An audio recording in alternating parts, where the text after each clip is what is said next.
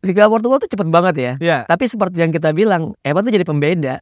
Karena gol yang tercipta untuk Casillas sendiri, bagaimana Evan mengontrol bola, membuang bola ke arah samping dan datang flank yang kecil itu kan, dan mencetak gol. Kalau gue bilang agak aneh ya kalau misalnya futsal nggak dapat sponsor sebetulnya. Kenapa gue bilang seperti itu? Karena ternyata yang pertama mungkin di futsal series gue lihat kemasannya aja. Lo harus mempackaging futsal dengan baik supaya futsal jadi industri. Nah itu yang menurut gue di tahun ke-8 atau 9 ini futsal belum ada greget ke sana.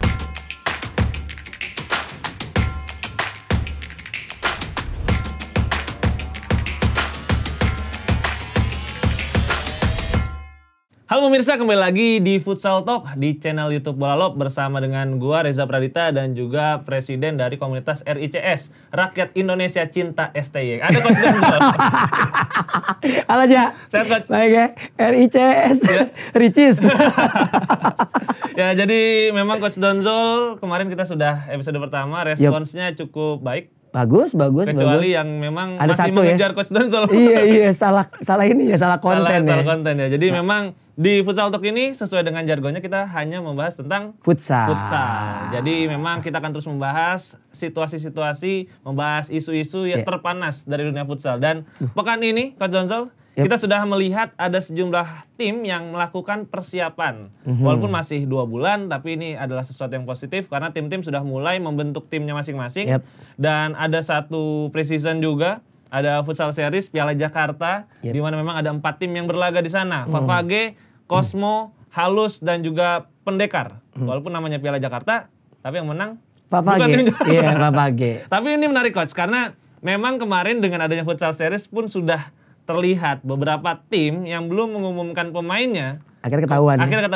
Ada Bambang Bayu Saptaji ke Cosmo, kemudian Pendekar, ada Bagas juga. Ada Satria yang baru diumumin tadi pagi juga. Kemudian juga di Yogi Halus, Sadakata sama Aji juga ke, Yogi Pendekar, Aji ke Cosmo. Kemudian Rizky kiper juga ke Cosmo dari Sadakata. Halus, Macil balik main. Balik lagi Nasrul. Kemudian juga di Pendekar Asep kemarin main ya? Iya, Asep Agatama golin malah. Iya, golin ya. Agak mengkhawatirkan ya karena nanti posisi manajer jadi kosong. Tapi ini dari sekian transfer mungkin dulu Coach, yang paling mencuri perhatian dulu menurut lu siapa pemain yang pindah nih? Sebetulnya hype-nya BBS untuk pindah udah nggak terlalu ya.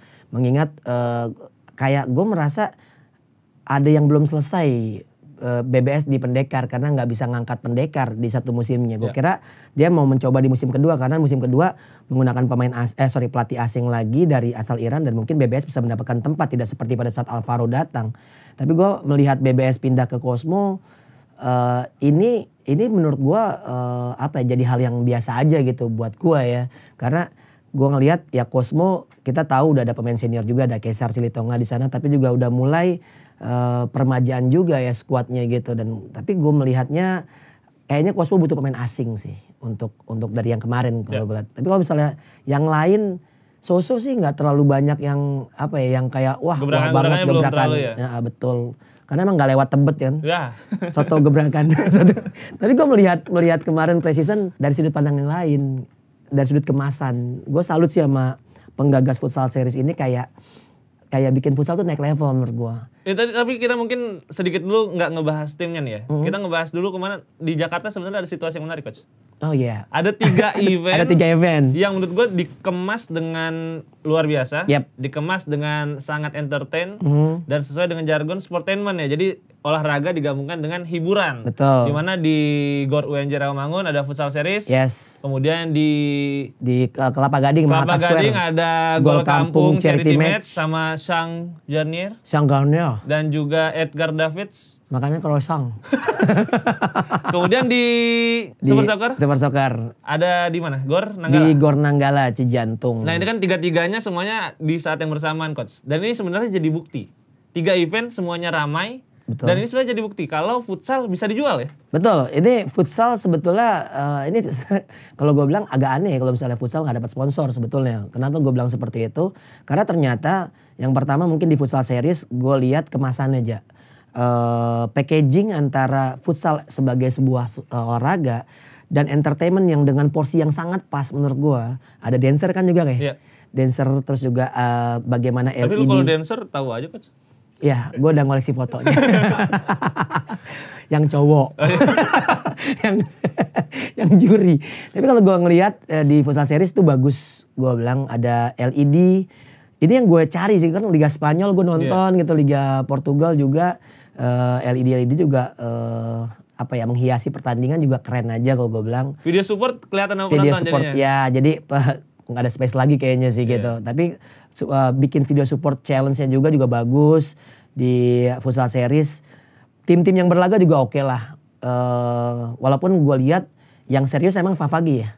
Yang lain tuh gue lihat masih banyak memberikan kesempatan buat pemain-pemain baru. Yang notabene bahkan ada beberapa yang gue gak kenal sama sekali. Tapi mereka pasti kenal gue. Songong ya. Harus gitu. Tapi kalau gue comparison kemudian gue juga terlibat di acara Gol Kampung Charity Match.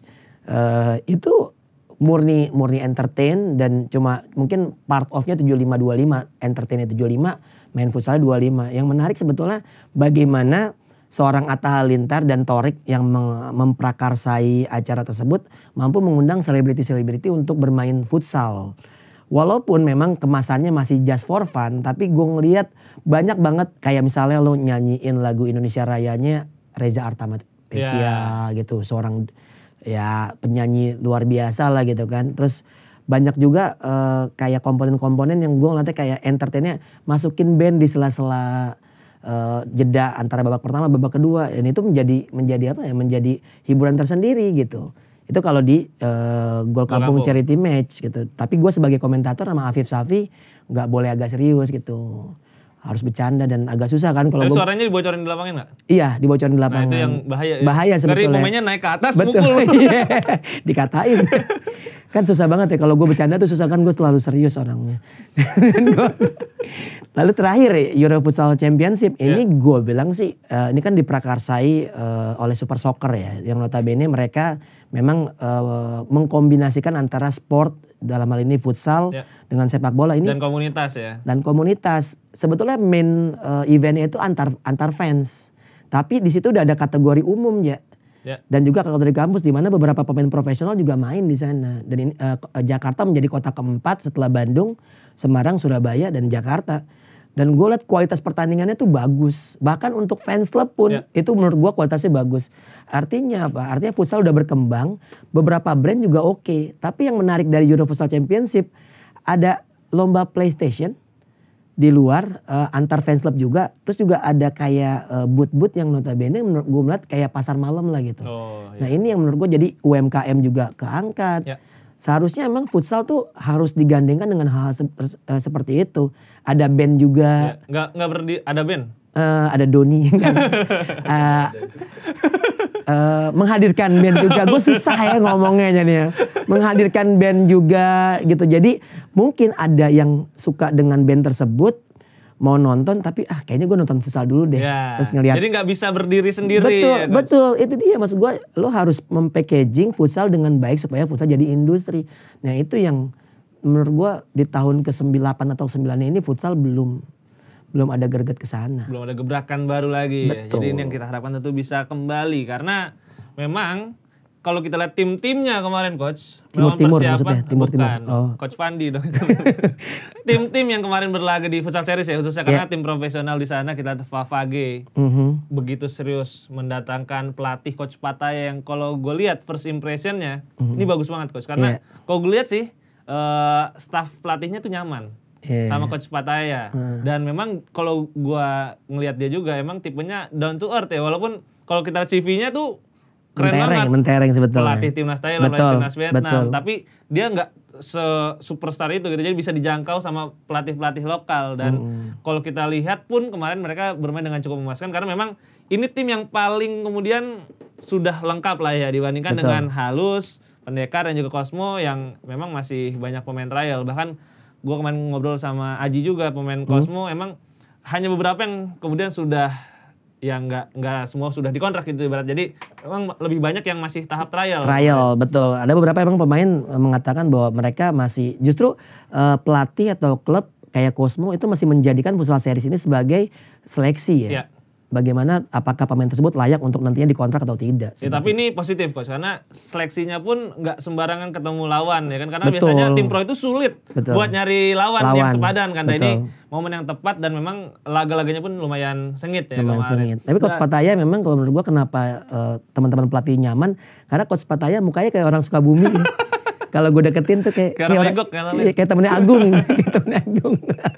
Dan kemarin juga udah datang Coach Farhad Kesava, Sedi Pendekar, keluar juga official statement dari Atta Halilintar ya sebagai owner klub kalau sudah cukup puas dengan hasil Pendekar. Gak masalah ya, walaupun juru kunci ya. Ya walaupun juru kunci, tapi mereka tidak pernah kalah juga di waktu normal. Iya, imbang semuanya dan diadu penalti. Dan kalau kita lihat tim-tim lain juga sudah mulai persiapan Coach.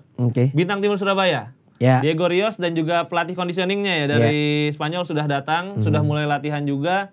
Dan yang gebrakan paling wow di minggu ini adalah Black Steel. Ini luar biasa ya. Chema Jimenez. Banyak yang kemudian menyayangkan pindahnya Coach Hami ke timnas Malaysia, ternyata Black Steel menyimpan gebrakan berikutnya. Ada Chema Jimenez, pelatih asal Spanyol yang kemungkinan besar memang akan didatangkan untuk musim depan. Iya, bukan kaleng-kaleng juga ya. Kalau ngeliat dari CV-nya juga pernah Inter Movistar, Jeonju juga kalau nggak salah Korea, pernah ngelatih timnas apa gitu dia. Dia di beberapa negara, bahkan terakhir kalau nggak salah Peru ya, jadi direktur teknik ya. Peru direktur teknik. Dan itu menurut gua ya itu artinya Black Steel nggak main-main mendatangkan pelatih ini. Artinya pengganti Hami menurut gua sepadan lah. Walaupun kita tahu, gua rasa agak susah. Profilnya Chema Jimenez sendiri sebenarnya menurut gua ya bukan kaleng-kaleng. Walaupun menggantikan Hami yang memang sangat dicintai ya. Tapi gua rasa Chema Jimenez bisa membuat Black Steel tetap ada di papan atas sih dengan kualitasnya. Tinggal bagaimana nantinya siapakah pemain-pemain yang akan didatangkan. Karena kita tahu beberapa pemain-pemain kunci kayak Albagir udah pergi. Gue gak tahu apakah nanti Ardian Sanur akan stay. Itu juga tentunya pemain-pemain asal Papuanya. Ardian Sanur kalau gak salah gak stay sih dia Coach. Dia UNM. Ya beruntungnya ada Anca yang mungkin masih stay, lalu juga Evan mungkin pergi tapi kita nggak tahu apakah selesai Liga Portugal dia bisa kembali lagi. Tapi yang pasti kalau gue melihat Black Steel tetaplah Black Steel, bakat-bakat Papua akan tetap mendominasi. Tinggal bagaimana seorang Chema Jimenez ini punya waktu yang cukup. Ya ini masalahnya cuma itu aja sih menurut gue. Karena kan 2 bulan kalau diumumin sekarang artinya harusnya sih kalau bisa diumuminnya dekat-dekat ini artinya harusnya punya persiapan yang panjang ya. Betul. Karena masih cukup lah kalau sebulan setengah, sebulan buat persiapan. Tapi nih mungkin banyak yang nggak tahu juga Coach. Kan lu pernah ngelatih di Liga Futsal Profesional. Sebenarnya nih tahapan buat persiapan tim tuh apa aja sih? Ya sebenarnya 3 bulan sih yang ideal kalau menurut gue ya. Kalau misalnya lu mau betul-betul memaksimalkan kondisi tim. Cuman kan nggak semua klub mau ngontrak pelatih 3 bulan sebelumnya gitu. Ya mungkin kalaupun padat-padatnya ya minimal 2 bulan lah. Bagaimana nanti ada proses, apalagi kalau pelatihnya belum tahu sama sekali iklim futsal di Indonesia, para pemainnya seperti apa. Menurut gue itu harus dilakukan. Kayak persiapan umum, lalu persiapan khusus. Ada juga yang namanya lo nanti uji coba segala macam sebelum event utamanya kan yang akan dilakukan yaitu di Liga Pro itu sendiri. Yang menarik Liga Pro sendiri kan putaran pertama cuma 8 pekan ya. Nah itu ya banyak hal lah aspek-aspek lain. Tapi kalau misalnya pelatih lokal yang udah tahu pemain-pemain terus juga udah mengontrak pemain, gue rasa 2 bulan cukup sih. Ya dan tentu bagi Black Steel kita masih menunggu gebrakan berikutnya Coach. Karena Coach Chema tentu tidak akan mudah musim ini karena Black Steel sekali lagi ditinggal oleh cukup banyak pemain dari tahun lalu. Albagir pindah, kemudian juga Henrique Di Maria dan juga Diego pindah. Dan salah satu yang memang mungkin akan sangat kehilangan adalah Evan Somilena. Ini pemain yang baru saja pindah memang ke Casinas di Liga Portugal. Di laga pertama ketika menghadapi Benfica tidak bermain. Tapi di laga kedua kemarin Coach, dia main. Bukan hanya main tapi juga menciptakan assist. Nah ini lu mungkin sedikit menonton kemarin Coach ketika Evan bermain. Menurut lu apakah memang Evan levelnya sudah di Liga Portugal? Liga Portugal tuh cepet banget ya. Tapi seperti yang kita bilang, Evan tuh jadi pembeda. Karena gol yang tercipta untuk Casinas sendiri bagaimana Evan mengontrol bola, membuang bola ke arah samping dan datang flank yang kecil itu kan dan mencetak gol. Dan memang betul posisi Evan memang untuk bagaimana memperlambat bola sambil menunggu teman yang lain support dan itu terjadi. Memang sih kalah ya. Ya, 5-2. 5-2, kalah 5-0 dulu lagi. Iya benar. Emang kalah kelas sih, ada Vicky ya. Iya memang Sporting salah satu yang terbaik bukan di Portugal doang tapi dunia sekarang. Iya betul, tapi kalau gue melihat Evan bisa jadi pembeda seperti yang kita bicarakan. Tapi menariknya kemarin ada di TikTok, nge-tag gue gitu kan, yang mengatakan bahwa Favage ini kan gue bilang kan buat transfer Favage paling bagus nih. Yeah. Itu gue bilang yang bagus dua tuh si Diego sama si Afif. Yeah. Dia jadi pemain terbaik sama top scorer. Iya. Tapi kan juga Harvey Karisen makin ini ya. Harvey Karisen ya. Robot ya, si robot ini emang kalau gue bilang mirip-mirip sama Evan emang. Mirip sama Evan, memang agak sedikit terlambatnya ditemukan sih. Iya, jadi memang bakat-bakat Papua ini kita banyak banget ya. Bisa lebih banyak lagi ditemukan. Banget. Bisa lebih banyak lagi yang mencuri perhatian, bisa mengikuti langkah Evan yang bukan hanya bermain di Indonesia tapi main di salah satu liga terbaik di dunia di Liga Portugal. Dan memang Evan bukan hanya dibutuhkan oleh timnya di Casillas, tapi juga di timnas Indonesia coach. Karena ini Evan sibuk. Kemarin nih. Istrinya lucu di story. Biasanya LDR Jakarta Papua, sekarang LDR-nya Portugal Arab. Jadi istri di Portugal stay di Portugal ya. Jadi Evan walaupun baru main di Liga Portugal, tapi main lagi nanti tanggal 15. Yep. Artinya 15 Oktober. Bukan jadi, tanggal 7 ya? Tanggal 15 baru main lagi, Casillasnya. Oh Casillasnya, iya, oke. Baru main lagi tanggal 15, jadi ada jeda yang cukup lama dan ini membuat akhirnya Evan memang mendapatkan izin untuk kemudian bermain di kualifikasi Piala Asia. Dan ini bukan hal yang tidak lazim ya, karena kalau kita lihat Muhammad Musa juga dilepas ya dari liganya ke kemudian timnas Thailand, walaupun Thailand juga sebenarnya sudah pasti lolos karena tuan rumah. Ya, tapi memang mencoba untuk mematangkan tim ya. Betul, dan karena kan persiapan menuju Piala Dunia juga. Tentu kita juga sudah cukup kangen ya coach, tidak melihat Evan di timnas karena di Piala Asia tahun lalu juga dia berhalangan karena absen, cedera. Dan menurut lu coach, peran Evan di timnas ini apakah memang akan sangat besar untuk kelolosan Indonesia? Iya, Evan menjadi opsi lebih ya bagi Marco Sorato menurut gua. Apalagi kan sebelum dia berangkat kan Sorato juga sempat ketemu kan, tempat pesan juga sama Evan bahwasanya pesan apa? Pinjam dulu 100. Enggak dengan lupa ke money changer aja. Lu mancing gue sih. Pinjam dulu 100 dah tuh. Agar silaturahmi tidak putus. Pinjam dulu 100. Balik lagi coach.